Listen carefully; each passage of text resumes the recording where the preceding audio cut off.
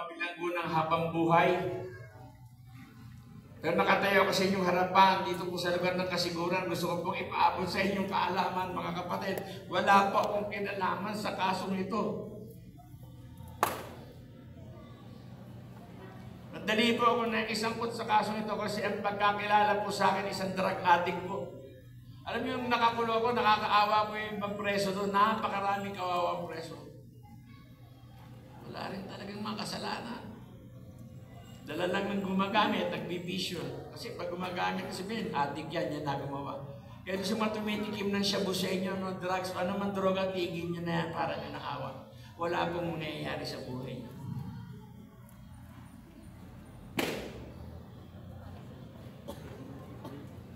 Dinala ako sa Muntinlupa.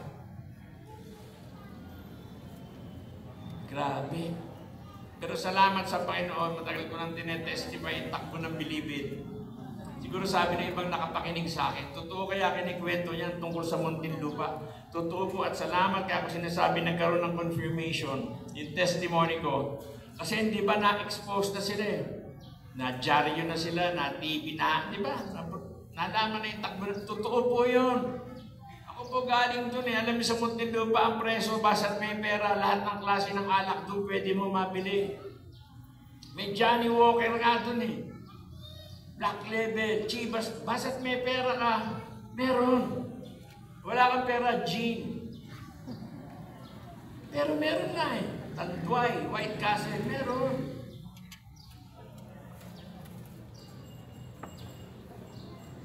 Sugal, lahat ng sugal, Caracruz, Barahay, Alay, Ending, Loading, Wedding, meron po. May bangka.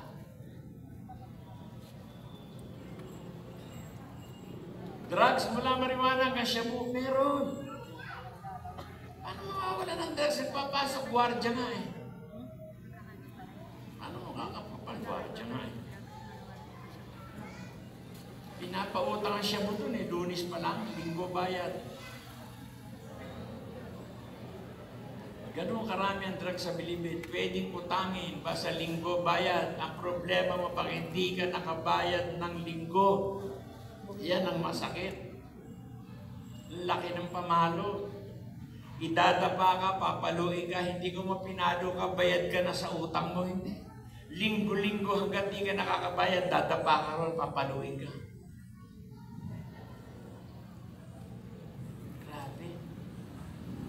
Babae, daming bayarang babae doon. Sunday. Sabi, masahol pa sa laya. Kaya ako sinasabi masahol pa sa laya. Kasi sa laya may huli ka eh. Diba? Ito paano ka mahuhuli? Sige, ang tanong, paano ka mahuhuli? Nakakulong ka nga eh. Pati gwardiya, kasama namin gumamit. Alam mo yung tsura ng mga gwardiya sa bilibid? Mas adik pa sa amin. Oh, grabe, papayat. Walang tulugan. Grabe, masawal pa sa laya. Naging worse lalo ang buhay ko doon. Kasi alam nyo, nakisama po ako sa takbo ng bilangguan. Wala kaming ginawa kundi iminom, magsugal, magbato. Naging worse ang buhay ko sa Muntinlupa. Alam niyo, kinuha na shabu sa akin. Ako po, naranasan ko sa shabu, 2 linggo po ako hindi natutulog. 2 linggo, walang tulog. Sige po, okay na po.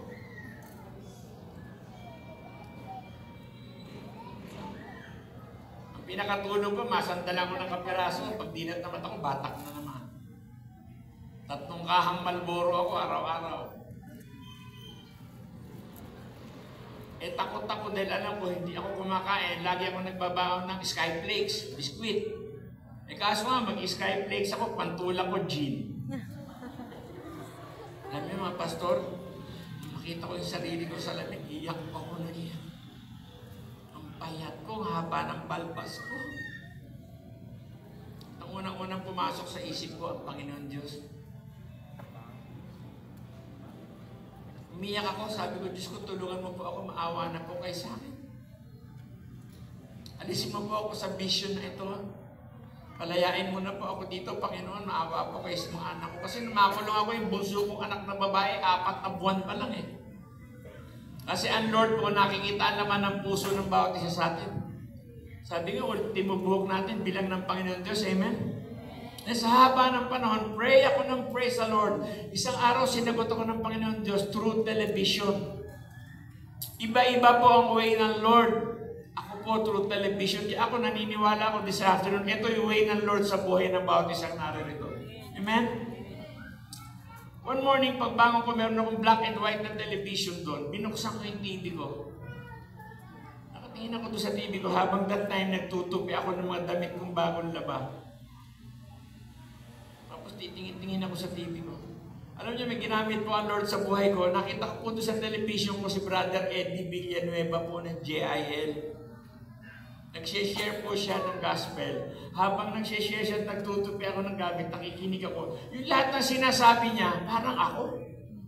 Sabi ko, sino kaya nag-chismis ng buhay mo sa kanya? Kasi parang kilala niya ako.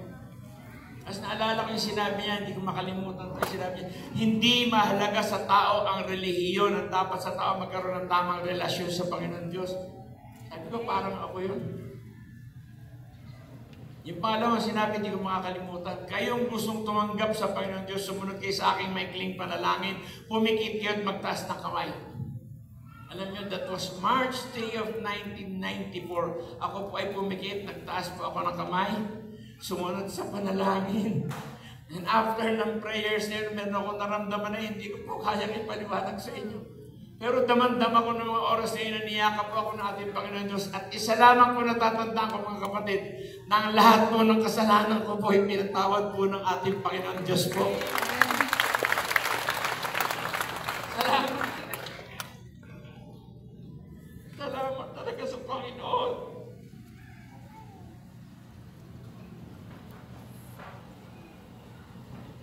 Mabuti po ang Diyos.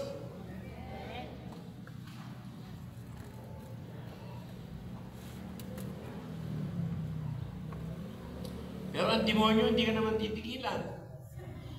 Hindi siya papayag. Alam niyo kung bakit? After ng prayers na yun, alam niyo, maya-maya ko, may kumatukagan sa kwarto. Pagbukas ko, nakita ko yung mga kakosa ko, daming dala siya mo. Sabi sa akin, kosa, tira tayo libre, walang bayad to, nanalo kami sa sugal kagabi.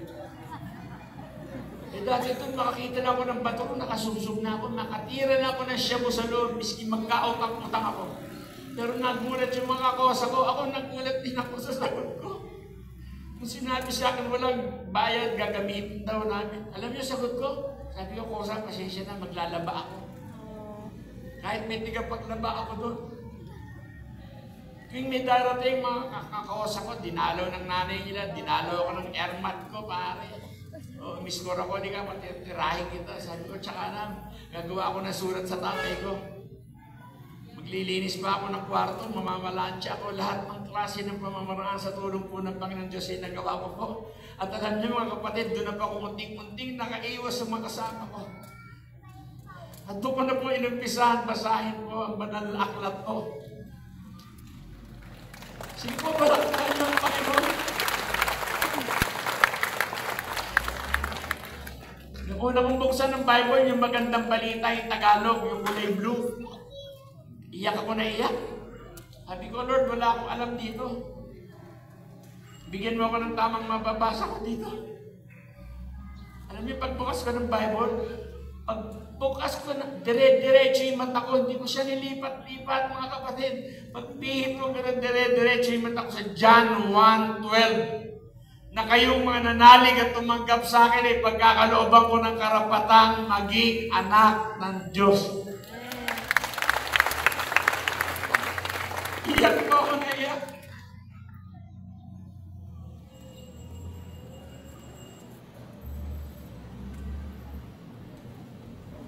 Nabasa ko yung John chapter 8 verse 32 na makikilala ninyo ang katotohanan at katotohanan na magpapalaya sa inyo.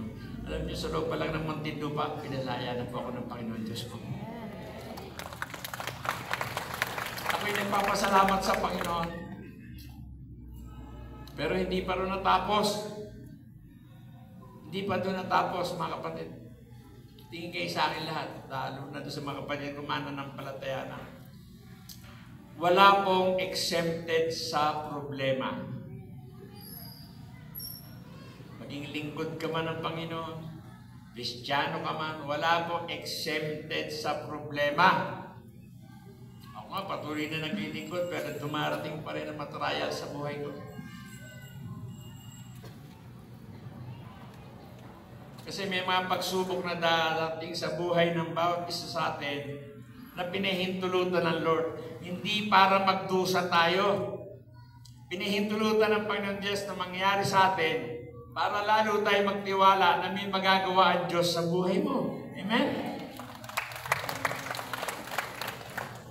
Sabi nga, battle is mine, sabi ng Lord. Labang ko to, sabi ng Panginoon. Kaya ako sinasabi sa inyo, wala accepted sa problema. Nung mahal ko na po, Lord, dumadalo po ako ng Bible study, maraming Bible study sa Muntinlupa. Iba-ibang pangkat man ang nandoon, lahat yung may Bible study sila. Every Saturday, ganitong araw, walang dalaw kami doon, pero meron pumapasok na iba-ibang church. Dumadalo po ako sa gawain ng Panginoon. Nung mahal ko na po ang Panginoon, alam niyo, dumating po ang asawa ko roon. Pero hindi po para dumalaw. Dumating po siya roon para magpaalam sa akin na mag-aasawa na ng iba. Alam niyo naman, dinig ko po yung napakasakit po na sabi niya, hindi na ako makadalaw sa iyo, hindi na ako makaantay sa laya mo. Sabi niya, mag-aasawa na ako. Eh, nasa opisina kami. Yumuko po ako, umiiyak po ako. At tinatanong ko po ang Panginoon. Sabi ko, Lord, bakit ganun? Kailan po ako nakakilala sa inyo? Tsaka pag dumating sa buhay ko to. Pero mabuti po ang Panginoon, mga kapatid. Nung tanongin ko, Lord, ba't kailangan mangyari ito? Pinaalala ng Panginoon Diyos sa akin yung nabasa ko sa kanyang salita. Nasusulat mo sa unang Korinto, 10:13, na ang lahat ay dumanas ng pagsubok. At walang sino man sa atin bibigyan ng pagsubok na hindi makakayanan. Sa halip bibigyan tayo ng kalakasan upang ito'y ating mapagtagumpayan. Nag-reba din po sa akin yung nasusulat po sa Santiago, James chapter 1 verse 2 hanggang 4, sinabi doon, magalak kayo lubos kung may dumating sa inyo sari-saring pagsubok, sapagkat susubukin ko kayo ba lalong maging matatag inyong pananampalataya, at kung inyong mapagtagumpayan kayo magiging ganap at walang kakulangan. Alam niyo, masakit man po, pero pagtingin ko sa wife ko, para ako nahimasmasan, mabilis ko siya nasagot. Sige kako, kung saka maging maayos, huwag mo na lang ako pabayaan ng mga anak ko. Umuwi po asawa ko. Naiyak ako doon sa panganay ko, anak na lalaki. Kasi hindi ko na makakalain yung mami niya, mag-asawa na iba. Ako naman ay nakakulong. Kaya yung panganay ko, siya na po tumayong tatay at nanay sa mga kapatid niya. 4 po sila, may 3 siyang kapatid na inaalagaan. Naawa ako sa anak ko na yung panganay ko kasi tuwing dadalaw sa akin, nagsusumbo kahit alam ko na. Kasi graduating siya noon time na yun Ayaw ko naman maapektuhan yung pag-aaral niya. Sabi niya, Daddy, alam mo ba si Mami may kinakasamang pulis? Kernel daw. Ako naman kunyari, nagbibisi-bisihan ako. Pero sakit ng kalooban.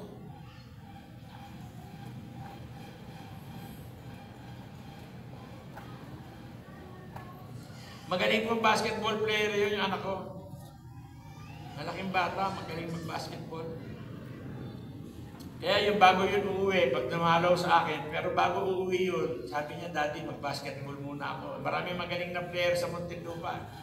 Tawagin ko yung mga player to, nakakilala ko. Ay, ako po yung naging mayor that time. Sabi ko sa mga tao ko, sabi ko, laruin niyo yung anak ko, pero ingatan niyo sila. Opo, mayor. Ay magka-size kami ng paa, manghihiram ng rubber yung anak ko. Dad, pahiram na ng rubber mo, Dad, maglalaro na ako. Sabi ko, nandyan, kunin mo.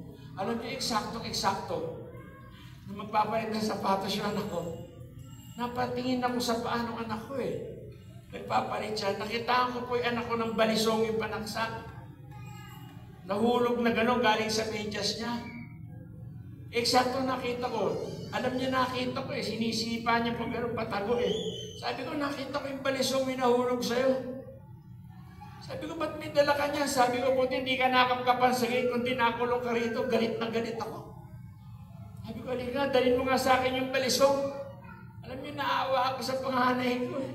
Nung lumapit, nanginginig siya, hawak yung balisong.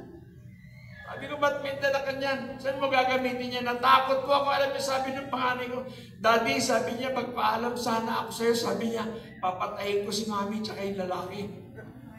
Eh, siyempre, takot na takot ako. Hindi ko naman makokontrol yung panganay ko. Gawa nga nang nakakulong ako. Niyakan ko siya, iyak ako na iyak. Anak, wag mo gawin niya, lalaya ako dito. Antayin mo yung paglabas ko rito. Sabi niya, Daddy, habang po yung sentation mo, kailan pa kita makasama, kailan pa tayo magkatabi matulog, sabi niya. Sabi ko, anak, magtiwala tayo sa Panginoon. Palalayain ako ng Panginoon dito. Hinatid ko po yung anak ko. Sinurrender ko yung balisong sa opisina. Pero kung aminin ko sa inyo, pabalik ako ng brigada, ako po, muli po ako nagkasala sa Panginoon. Sabi naglalakad ako, iyak ako na iyak, pero galit na galit ako. Sabi ko, Panginoon, sorry po, pero hindi po ako nangangako sa inyo. Yung talaga sinabi ko sa Panginoon ng mga oras na nakapag lumaya ako dito, sabi ko, papatayin ko itong asawa ko. Pero alam niyo mga kapatid, hindi po pinahintulutan to ng Panginoon Diyos sa aking buhay dahil totoo ang pangako niya sa kanyang masalita. Philippians chapter 1 verse 6 na ang lahat ng naumpisa ko sa iyo, tatapusin ko to, sabi ng Panginoon. Alam niyo na mga hapo ako sa Lord. Habang buhay po kasi sentensya ko, inisip ko, doon ako tatanda, doon ako mamamatay. Pero alam niyo mga kapatid, wala pang isang taon eh. December 97, nagpaalam ang asawa ko na mag-aasawa ng iba. September of 1998, tinawagan po ako ng laya. Pero nung tawagan ako ng laya, nabaliktad naman lahat sa buhay ko. Ayoko na pong lumaya. Opo, natatakot pa ako makalabas kasi baka kung ano lang magawa ko, makadisgrasya lang ako ng tao. Pero sabi ko, Lord, kung talagang kalooban mong makalaya na po ako dito, Lord. Sa paglaya ko, Panginoon, bigyan mo ko ng tamang taong makakasama dahil gusto kong patuloy na maglingkod na lamang ako sa iyo. Pinalaya ko ng Panginoon Diyos, September 28 of 1998. Lumabas ng Bilibid. Alam niyo, nakulong po ako 25 anyos. Lumaya po ako 43 anyos po. 18 taon po ako sa Bilibid nang walang kasalanan po. Muna kong pinuntahan, siyempre ang mami ko sumundo sa akin. Ang una ko ng bahagi na mabuting balita ng kaligtasan, mother ko po. Ang mami ko po ay nakakilala sa Lord at masipag ang mami ko mag-share. Mami ko, alam niyo si Dennis Padilla, pinsang buo ko po yan. Ang nanay po ni Dennis Padilla at saka nanay ko magkapatid po. At ang mami ko po nadala lahat ng kapatid niya sa Panginoon. And then ang father ko naman, ako'y nagkaroon ng imbitasyon sa kanya isang beses. Inanyayahan ko ang daddy ko sa isang gawain, pero hindi alam ng tatay ko yun ay gawain. Sabi ko, magdi-dinner kami. Dumating ang tatay ko. Nakita niya, daming tao kasi 1,000 tao eh. Sabi ng daddy ko, ano ba ito, Junior? Sabi mo, maghahapunan tayo. Dad, maghahapunan na. Eh, ano nga to? Sabi ko, Dad, gawain ng Panginoon. Di inakay ko na siya papasok. Di na po siya nakaiwas. Ano po? Pero ano yung pag-upo ng tatay ko sa unahan, ang talagang may programa ng buhay natin ng Panginoon Diyos po. Kasi pag-upo ng daddy ko sa unahan, may babae, pumanik sa stage. Kinuha ng babae yung mic, sabi niya ngayon po matidinig natin mag-testimony si Brother Dolby Jr. When I was sharing my testimony, nakita ko po tatay ko sa unahan, iyak na iyak ang tatay ko. Lalo nung nabanggit kong ako'y nasangkot sa isang kaso. Kasi nung mangyari po yung sunog na yun, magkasama po kami ng tatay ko sa bahay niya, birthday po ng unang apong babae ni Dolby. Iyak na iyak ang tatay ko at di po nahiya ang daddy ko sa napakaraming tao. Tumakbo ang daddy ko sa akin sa unahan, iyakap niya ako. At alam niyo, sinabi ng tatay ko, anak, sabi niya, isama mo na lahat ng mga kapatid mo dito. At doon sa gawain na yun, mga kapatid, kitang-kita ko po ang daddy ko. 2 kamay po nakatas sa tatay ko. Tinanggap po niya ang ating Panginoon Diyos po. Totoo yung promise ng Lord sa Acts chapter 16 verse 31, sumampalataya kayo kay maliligtas pati ang yung buong sambahayan. After my father, sunod-sunod na po mga kapatid ko, si Sally, si Freddy, si Edgar, si Ronnie, lahat po sila kumilala at tumanggap po sa ating Panginoon Diyos. And this afternoon, wala naman po ako ma-share sa inyo, kundi ipanalangin ko lamang po kayo.